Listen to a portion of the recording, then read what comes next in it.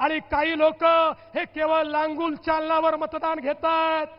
मी जास्त बोलणार नाही, पण माझा सवाल उद्धव ठाकरेजींना आहे, शरद पवारजींना आहे, माझा सवाल काँग्रेसला आहे। अरे उलेमांच्या 17 मागण्या मान्य करताना तुम्ही त्या वाचल्या होत्या का? त्यातली एक मागणी जी महाविकास आघाडीने मान्य केली ती मागणी अशी आहे, 2012 ते 2024 या महाराष्ट्रात जेवढ्या दंगली घडल्या त्या दंगलीमध्ये जेवढे मुसलमान आरोपी आहेत त्या सगळ्या आरोपींना एका झटक्यात सोडून द्या, ही मागणी उलेमांनी केली आणि त्या ठिकाणी महाविकास आघाडीने मान्य केली। हे काय चाललंय या महाराष्ट्रामध्ये? अरे यांना आता आपली ताकद दाखवून द्या। हे जर वोट जिहाद करणार असतील तर आता वोटांचं धर्मयुद्ध करण्याची वेळ आमच्यावर आलेली आहे आणि ती तुम्ही कराल हा विश्वास व्यक्त करतो। आणि म्हणून